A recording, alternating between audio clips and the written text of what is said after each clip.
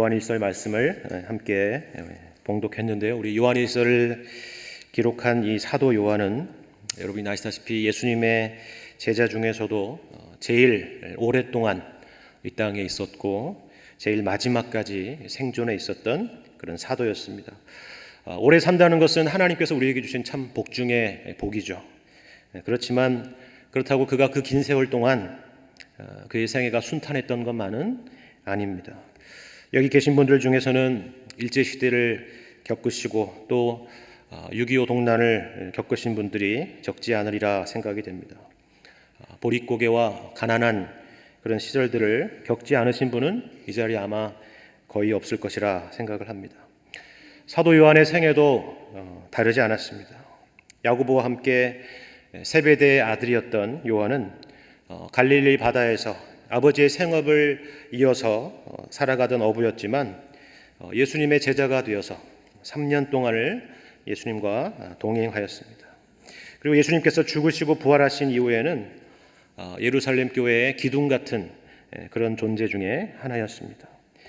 그러나 그의 이 긴 생애 동안, 그의 또한 신앙의 생애 동안 결코 그의 인생이 순탄하지는 않았습니다.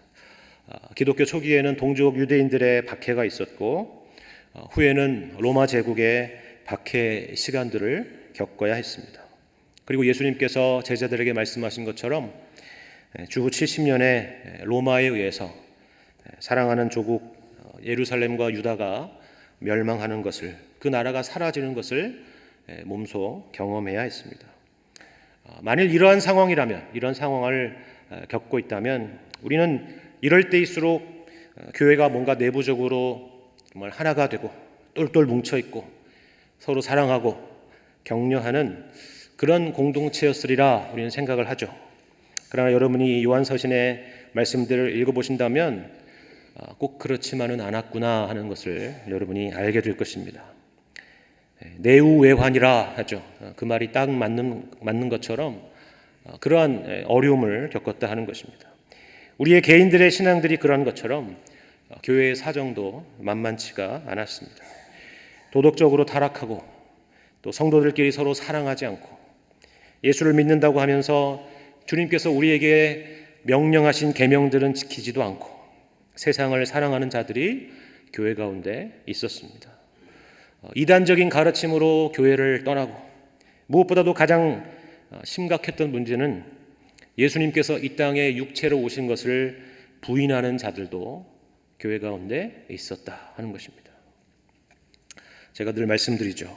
교회가 시작된 이래로 늘 해피했던 시간들이 있었던 것이 아니라 이런 문제들과 그리고 공격들과 위협들 가운데 있었다 하는 겁니다. 그것이 곧 교회 역사 가운데 존재했던 지상교회의 현실이었다 하는 것이죠. 그 증거가 바로 여러분이 읽으셨고 또 여러분이 가지고 계신 성경, 특별히 서신서들의 말씀들입니다.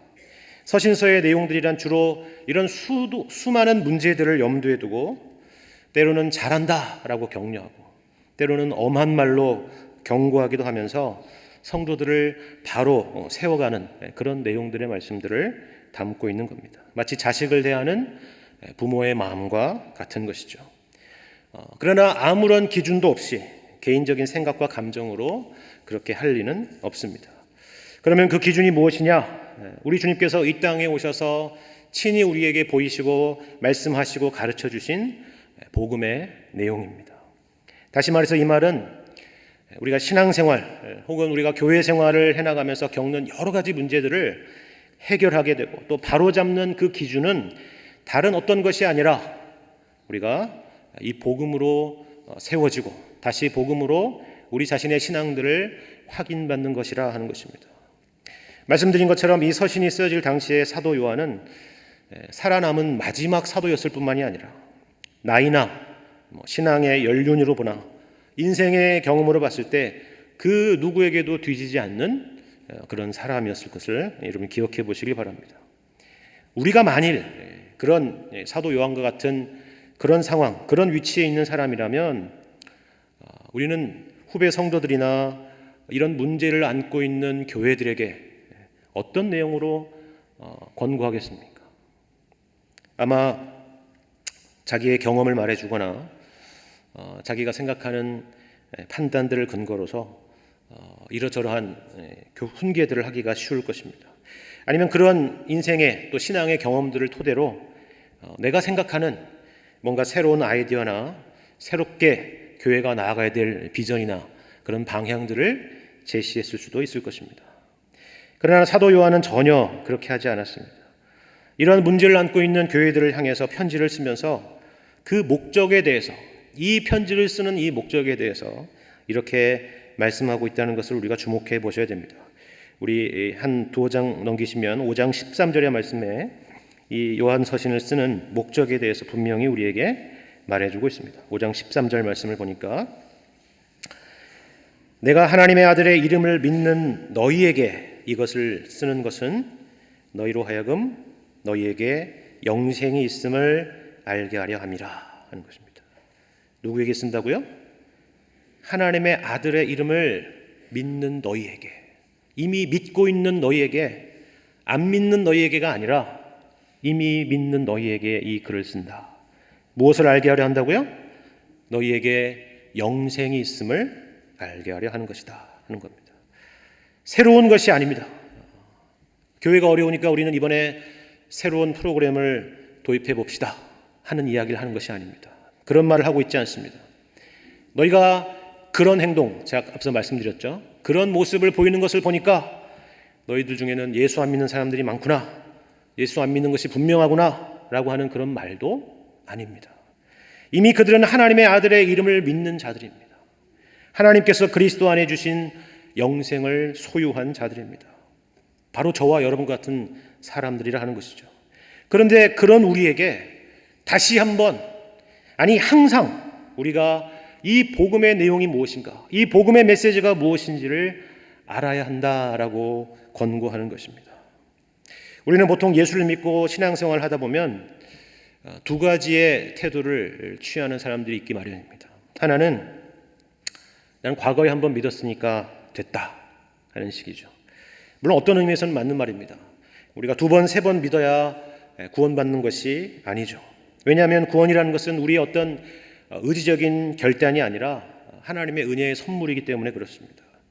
우리가 믿음을 갖고 믿음을 고백하고 회심하게 되는 것도, 그것은 다른 말로 하자면 하나님께서 나를 거듭나게 하신 것에 대한 증거이지 그것이 원인이 아니기 때문에 그렇습니다.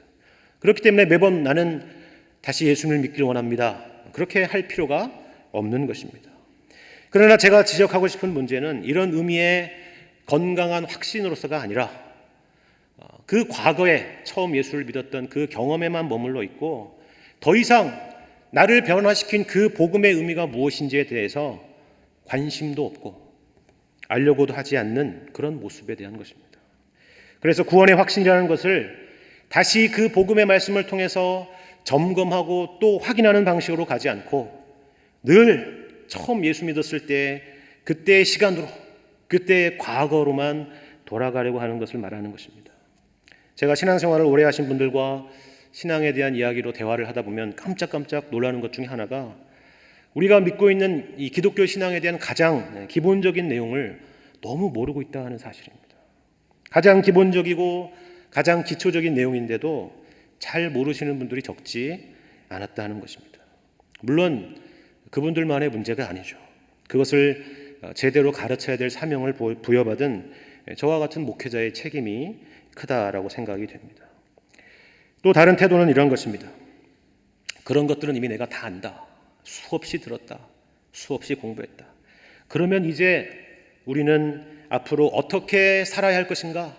무슨 일을 할 것인가 하는 그런 쪽으로만 관심을 갖는 태도를 말합니다. 우리가 많은 교회들에서 쉽게 볼 수 있는 그런 모습입니다. 새가족반을 마치고 이미 수년 전에, 수십 년 전에 마치고 신앙의 기초반, 중급반, 고급반을 마치고 그 다음 뭐죠? 사역반을 마치고 그 다음은 뭐죠? 그 다음은 없죠. 다 끝났죠. 이제 나는 교회의 리더로서, 순장으로서, 구역장으로서 양육하는 일만 남은 것이죠. 이제는 교회에서 봉사하고 전도하고 사역하는 그런 일만 남은 것입니다. 맞나요? 그렇게 하면 되나요? 물론 이것이 잘못되었다고 말하는 것은 아닙니다. 교회 안에서 체계적인 훈련과 양육 과정이 필요하죠. 봉사와 사역도 물론 당연히 필요한 것입니다. 그러나 우리는 자칫 이런 과정 자체가 내가 뭔가를 이미 잘 알고 있고 이미 떼었고 그래서 뭔가를 나는 이루었고 뭔가 되었다라는 그런 착각을 줄 때가 있다 하는 것입니다. 이것보다 사실 더 큰 문제는 이런 단계들이 있다는 것은 뭔가 이 순서와 우열을 나누는 느낌을 지울 수가 없기 때문에 그렇습니다. 쉽게 말해서 우리가 교회에서 하는 여러 사역들이 그동안 내가 배웠던 믿음의 내용들보다 그 다음 단계에 있다거나 그 위에 있는 것이라거나 하는 그런 것들이 아니라 하는 것입니다. 사도 요한은 우리에게 그렇게 말하지 않습니다. 도리어 어떤 의미에서는 그 반대죠. 우리가 믿는 신앙의 처음이 무엇이고 그 기초가 무엇인지를 알아야 한다라고 말합니다. 내가 하나님의 아들의 이름을 믿는 너희에게 이것을 쓰는 것은 너희로 하여금 너희에게 영생이 있음을 알게 하려 함이라. 바로 그 말이죠. 우리가 처음 믿었던 그 복음, 그 토대, 그 기본으로 다시 돌아가야 한다는 것입니다.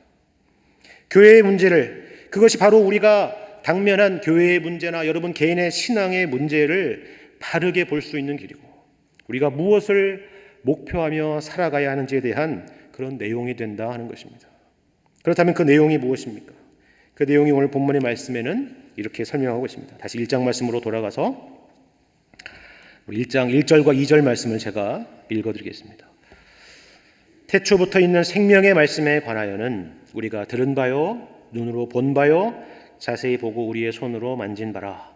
이 생명이 나타내신 바 된지라. 이 영원한 생명을 우리가 보았고 증언하여 너희에게 전하노니 이는 아버지와 함께 계시다가 우리에게 나타내신 바 된 이시니라. 우리가 믿는 신앙의 내용에 대한 설명이죠. 당연히 그렇죠. 우리가 무엇을 믿느냐? 여러분 우리가 무엇을 믿습니까? 당연히 예수님을 믿죠. 그런데 여러분 제가 읽어드린 1절과 2절을 다시 보시기 바랍니다. 우리가 이 말씀을 보면서 놀라는 게 무엇이죠? 예수님이 없죠. 세상에 뭘 믿느냐 했더니 예수님이 없어요. 이게 도대체 무슨 말입니까? 근데 정확히 말하자면 없는 게 아니라 분명히 있는데 우리에게 늘 익숙한 식으로 설명이 안 되어 있다는 거죠. 그렇죠. 대신에 예수님에 대해서 어떻게 지금 설명하고 있는지를 보시면 1절에 보시면 태초부터 있는 생명의 말씀, 생명, 영원한 생명. 그렇죠? 2절에 아버지와 함께 계시다가 우리에게 나타내신 바 된 이라는 설명으로 우리가 알고 있는 예수님을 믿는다 하는 것에 대한 내용을 이렇게 설명하고 있다고요. 우리는 여기서 사도 요한이 예수님에 대해서 뭘 얘기하려고 하는지 우리가 가져야 될 믿음의 내용이 무엇인지에 대해서 이러한 표현을 통해서 주목해 봐야 하는 것입니다. 이것을 알기 위해서는 왜 예수님을 이런 방식으로 사도 요한이 설명했는지를 이해하는 것에 핵심이 있습니다. 특히 1절에 말씀이라는 표현과 2절에 두 번이나 반복되는 나타내셨다라는 표현을 여러분이 주목해 보시길 바랍니다. 말이라는 것은요, 말씀, 말이라 하는 것은 뭐 여러분이 다 알다시피 무언가를 얘기하는 것이죠. 물론 혼잣말이라는 것도 있지만 혼잣말만 하는 사람은 좀 이상한 정상적이지 않은 사람이고 보통 말이라는 것은 어떤 상대라는 것을 전제하는 것입니다. 그렇죠. 나타냈다라는 것도 마찬가지입니다. 나타냈다라는 것은 누군가에게 보였다라는 것입니다. 누가 누구에게 한 것입니까? 바로 하나님께서 우리에게 그렇게 하셨다는 것입니다. 이것을 어려운 용어로 하자면 계시라고 하는 것입니다. 계시. 하나님께서 자신을 우리에게 드러내신 것이고 알리신 것입니다. 그리고 그 하나님이 어떤 분이신지를 가장 분명하게 알리신 그 계시 중의 계시, 그 계시의 완성이 바로 성육신하신 예수 그리스도라 하는 것입니다. 이것은 우리가 요한복음 14장의 말씀을 보면 예수님의 제자 중에서 빌립이 우리가 하고 싶은 그 질문을 대신 질문하는 것을 통해서 알 수 있는 겁니다. 뭐라고 물어보죠? 아버지를 우리에게 보여주십시오. 그렇다면 제가 족하겠습니다 라고 말하는 것입니다. 우리의 소원이 그런 것이잖아요. 그런데 예수님이 뭐라고 대답하셨습니까? 바로 이것이었습니다. 빌립아, 내가 이렇게 오래 너희와 함께 있으되 내가 나를 알지 못하느냐? 나를 본 자는 아버지를 보았거늘 어찌하여 아버지를 보이라 하느냐 하는 것입니다. 예수 그리스도께서 바로 하나님의 계시, 다시 말해서 하나님이 어떤 분이신가를 보여주시는 계시 중의 계시요, 그 계시의 완성이라 하는 것입니다. 그리고 우리가 오늘 본문에서 또 주목해 볼 부분은 여기에 이런 설명들이 덧붙여져 있다 하는 것입니다. 1절에 이 생명의 말씀이신 예수를 우리가 들었다, 눈으로 봤다, 자세히 보고 우리의 손으로 만졌다 라고 하는 것입니다. 감각의 표현이죠. 감각적인 표현. 그렇죠? 왜 그럼 이런 감각적인 표현을 사용하고 있느냐?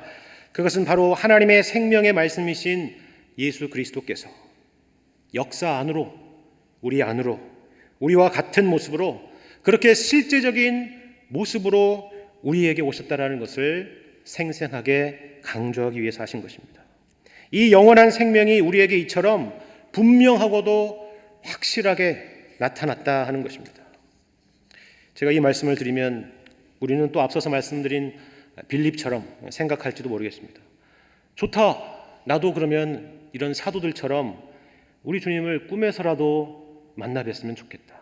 아니, 만나는 정도가 아니라 여기 이 말씀처럼 눈으로도 보고 귀로도 듣고 손으로도 만져본다면 내 믿음이 더 분명해지고 더 확실해지지 않을까 하는 그런 생각을 우리는 하게 되는 것입니다. 그러나 그렇게 해서 정말 하나님께서 의도하신 그런 믿음이 생길 것 같으면 예수님 당시에 예수님을 목격했던 수많은 유대인들은 다 믿음을 가졌어야 옳죠. 그러나 그렇지 않았다는 것을 여러분이 아셔야 됩니다. 오히려 바리새인과 사두개인 같은 사람은 제외하더라도 예수님을 반대하고 배척하고 그를 십자가에 못 박으라 라고 했던 사람들도 있었다는 것을 기억하셔야 됩니다. 이 말씀은 그래서 그런 의미로 말하는 것이 아니라 하는 것입니다. 우리가 기억할 것은 이러한 경험들은 특별히 누구의 경험이냐 하면 사도 요한과 같은 사도들의 경험이었다 하는 것입니다. 사도 요한은 이것을 특별히 본문에서 일반적인 경험이 아니라 그들만의, 사도들만의 배타적인 경험이었다는 것으로 우리에게 설명하고 있습니다. 2절을 다시 보면 우리가 보았고 증언하여 너희에게 전한다라고 하면서 우리 그리고 너희를 분명하게 구분하고 있는 것이 바로 그것인 것입니다. 여기서 우리라는 것은 바로 사도 요한을 포함한 사도들을 말하는 것입니다. 그러면 우리는 그런 생각이 들죠. 아니, 그게 어떻게 그러면 사도들만의 경험인가? 예수님 당시에 예수님을 따라다녔던 수많은 무리들도 병고침을 받은 사람을 비롯해서 기적을 경험했던 그 많은 사람들도 있지 않았는가 하는 그런 생각을 하실 수도 있을 것입니다. 물론 맞는 얘기입니다. 그러나 여기서 요한은 그것을 말하려는 것이 아닙니다. 그것이 바로 1절에서 눈으로 봤다라고 하는데 바로 이어서 자세히 봤다라고 말하는 이유입니다. 사도들은 눈으로 본 정도가 아니라 자세히 본 사람들이라 하는 것입니다. 자세히 봤다는 것은 더 가까이서 봤다, 현미경을 보듯이 아주 가까이서 관찰했다는 그런 의미가 아니라 단지 육안으로 봤다는 그런 의미가 아니라 예수님께서 이 땅에 오셔서 말씀하시고 행하시며 보이셨던 그 모든 것의 의미가 무엇인가를 바르게 이해했다 하는 것입니다. 사도들의 개개인의 뛰어난 이해력을 말하는 것이 아니라 예수님께서 이런 사도들을 통해서 이 사도들의 터 위에서 교회가 세워질 것을 염두에 두시고 그 의미들을, 그 뜻을 그들의 마음을 열어 친히 특별히 가르쳐 주셨다 하는 그런 의미입니다. 이것이 주님께서 우리에게 계시하신 방법이시지 꿈이나 환상으로 또 우리 모두도 그렇게 만나야 된다는 차원으로 말씀하신 것이 아니라 하는 것입니다. 만일 그것이 우리에게 필요했다면 하나님께서 다 그렇게 하셨을 것입니다. 그래서 3절에서 뭐라고 하죠? 3절을 보시면 우리가, 다시 말씀드리지만 여기서 우리는 사도 요한을 비롯한 사도들이 보고 들은 바를 너희에게도 전함은이라고 얘기합니다. 너희도 보고 들으라 라고 말하고 있는 것이 아니라 보고 들은 것을 너희에게 전하는 방식으로, 4절도 그렇죠. 우리가 이것을 쓰는 이러한 방식으로 그렇게 하신다 하는 것입니다. 그 내용이 뭐라고요? 사도들이 전하는 생명의 말씀, 하나님의 계시이신 성육신하신 예수 그리스도라 하는 것입니다. 예수님께서 실제로 인간의 몸으로 이 땅에 오셔서 사셨을 뿐만 아니라 죽으시고 부활하신 분이라. 그가 전한 하나님의 나라의 복음, 그 내용을 이 사도들의 손을 통해서 그 당시에 1세기 당시에는 말로 전해지고 또 글로 전해져서 오늘날 우리에게까지 이렇게 있다 하는 것입니다. 이 내용이 바로 기독교 신앙의 핵심이고 복음의 내용이라 하는 것입니다. 고린도전서 15장 말씀을 보면 이런 맥락에서 사도 바울은 이 복음에 대해서 이렇게 말하고 있다는 것을 주목해 보시기 바랍니다. 동일한 강조라는 것을 여러분 확인해 보시기 바랍니다. 제가 읽어드리겠습니다. 고린도전서 15장 1절 이하의 말씀입니다. 형제들아, 내가 너희에게 전한 복음을 너희에게 알게 하노니 이는 너희가 받은 것이요 또 그 가운데 선 것이라. 너희가 만일 내가 전한 그 말을 굳게 지키고 헛되이 믿지 아니하였으면 그로 말미암아 구원을 받으리라. 내가 받은 것을 먼저 너희에게 전하였노니 이는 성경대로 그리스도께서 우리 죄를 위하여 죽으시고 장사 지낸 바 되셨다가 성경대로 사흘 만에 다시 살아나사 게바에게 보이시고 후에 12 제자에게와 그 후에 500의 형제에게 일시에 보이셨나니 그 중에 지금까지 대다수는 살아있고 어떤 사람은 잠들었으며 그 후에 야고보에게 보이셨으며 그 후에 모든 사도에게와 맨 마중에 만삭되지 못하여 난 자 같은 내게도 보이셨느니라. 어떤 강조인지 아시겠죠? 어떤 맥락인지 여러분 아시겠습니까? 같은 맥락이죠. 예수님의 성육신과 죽으심과 부활의 역사성입니다. 기독교 신앙은 어떤 관념이나 어떤 사상이나 어떤 철학이 아니라 역사적인 실제라 하는 것입니다. 나중에 더 살펴보겠지만 이러한 내용을 사도 요한이 강조하는 이유는 당시에 그리스 철학의 영향을 받았던 초기의 영지주의 사상이 교회 안에 침투해 들어왔기 때문입니다. 그들이 주장했던 많은 내용 중에서 특별히 중요한 것 중에 하나가 육체는 악하고 영혼은 선하다 하는 그런 이원론적인 생각이었습니다. 그런데 문제는 이러한 사상이 교회에 들어와서 우리가 믿고 있는 이런 중요한 기독교 신앙의 가장 중요한 핵심인 내용들을 뒤틀어 놨다는 것입니다. 육체는 악한 것이라 보았기 때문에 당연히 예수님께서 육체로 오신 것을 인정할 수가 없었던 것이죠. 그래서 예수님이 실제로 그렇게 오신 것이 아니다. 그렇게 보인 것뿐이다. 실제로는 그러지 않았다. 이걸 가짜로 그렇게 보였을 뿐이라 라고 얘기해서 가현설이라 하는 그런 주장을 편 것입니다. 그와 같은 사상들이 교회에 영향을 미치고 사람들의 신앙을 흔들어 놓았기 때문에 그렇습니다. 1세기에 그런 사상이 사도 요한이 사역하던 교회에 있었구나. 지금은 21세기인데 2000년이 지났는데 하는 그것이 핵심이 아닙니다. 오늘날도 이러한 복음의 본질의 내용에서 떠나 있다면 우리는 동일한 문제 아래 있다는 것입니다. 예를 들면 이런 거죠. 예수님이 꼭 부활했다는 게 중요한 것이 아니다. 그 의미가 무엇인가? 그 의미가 우리 마음속에 살아있다면 된 것이다. 기독교의 핵심은 예수님이 실제로 이 땅에 왔다는 것이나 예수님이 누구신가에 있는 것이 아니라 그분이 우리에게 보여주신 사랑, 그분의 가르침, 그분의 박애정신, 그분의 희생, 이런 것들이 더 중요한 것이다. 이런 주장들이죠. 멋있어 보이는 말인데 핵심이 빠진 말입니다. 핵심이 빠진 정도가 아니라 그것은 바로 기독교가 아닌 것입니다. 사도 요한은 우리에게 분명히 말하고 있습니다. 그렇지 않다.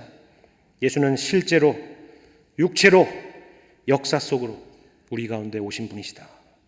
그것을 내가 들었고 내가 눈으로 봤고 자세히 봤으며 심지어 부활하신 몸을 손으로 만져보기까지 했다. 내가 이 일의 증인이라 하는 것입니다. 그리고 이것이 없다면 우리의 신앙은 아무것도 아닌 것이라 하는 것입니다. 이와 같이 기독교 신앙에서 이러한 계시와 예수님의 오심의 역사성은 사실 가장 중요한 핵심적인 내용입니다. 무엇보다도 중요한 것은 예수님이 육체로 오셔서 우리를 구원하신 것이 아니라고 한다면 우리에게 있어서 가장 중요한 우리의 육체는 영원히 구원받지 못할 것입니다. 그래서 만일 예수님이 이 땅에 오신 것이 허구라거나 꾸며낸 이야기라면 우리는 사실 더 이상 교회를 다닐 필요도 없는 것입니다. 이 황금 같은 연휴 기간에 교회에 오셔서 하나님께 예배드리는 저희가 사도 바울의 표현대로 하자면 세상에서 제일 불쌍한 자들이 될 것입니다. 예를 들면 불교는 전혀 다르죠. 불교에서는 붓다가 실제로 존재했든 존재하지 않았든 간에 그것은 별로 중요한 문제가 아닙니다. 그래서 붓다가 역사적으로 실제로 존재했느냐, 그 역사성을 추적하는 그것에 관심 있는 사람은 별로 없습니다. 불교는 기본적으로 깨달음이기 때문에 그렇죠. 각성이기 때문에 그렇죠. 철학이기 때문에 그렇습니다. 그러나 우리가 믿는 신앙에서 계시와 예수 그리스도의 오심의 역사성이 빠진다고 한다면 우리의 신앙은 아무것도 아닌 것이 되고 만다 하는 것입니다. 그렇기 때문에 우리는 여기 사도 요한의 가르침에 귀를 기울여야 하는 것입니다. 바로 이것이 우리가 돌아가야 될 처음의 신앙이요, 기본적인 신앙의 내용인 것입니다. 그러나 우리가 마지막으로 살펴볼 하나는 사도 요한은 단지 이러한 신앙을 가져야 된다 하는 그 당위성만을 말하기 위해서 이러한 주장을 하는 것이 아니라 하는 것입니다. 우리가 3절과 4절을 보면 우리가 이러한 신앙의 토대를 갖는 것이 우리에게 얼마나 큰 유익인가라는 것을 우리에게 두 가지로 가르쳐주고 있습니다. 그 중에 하나는 무엇이냐 하면 3절에 나와 있듯이 사귐이라 하는 것입니다. 사귐. 여러분이 한 번쯤은 들어봤을 법한 헬라어로 하자면 코이노니아라고 하는 단어가 바로 이 사귐이라 하는 것입니다. 이것은 영어로 하자면 펠로우십이죠. 우리가 흔히 말하는 친교라 하는 것입니다. 이 친교가 있기 위한 것이다 하는 것이죠. 친교란 우리가 이제 예배를 마치고 아래로 내려가셔서 커피를 마시면서 담소하시는 것이 물론 친교입니다. 그래서 우리는 친교실이라고 부르죠. 그렇죠? 그 친교입니다. 그러나 이 단어에 사실 당시의 본래적인 의미는 무엇이냐 하면 이런 의미가 담겨 있다고 합니다. 파트너십, 동업이라는 의미를 담고 있었습니다. 아마 이 세베대의 아들인 갈릴리 호수를 바탕으로 어업을 하던 이 사도 요한은 누구보다도 이 동업이라는 것의 의미가 무엇인지를 잘 알았을 것입니다. 어업이라는 것은 지금도 그렇지만 우리가 혼자 가서 낚시하는 것이 아닌 이상 혼자 그 일을 하기에는 거의 불가능한 일입니다. 그래서 조합 같은 것을 만들어서 함께 배를 사고 함께 물고기를 잡고 함께 그 수익을 나누게 되는 것입니다. 그리고 같은 목표, 같은 비전, 같은 가치, 그리고 같은 이윤을 공유하는 것입니다. 이것이 바로 당시의 사귐이요 친교라는 것의 본래의 의미였습니다.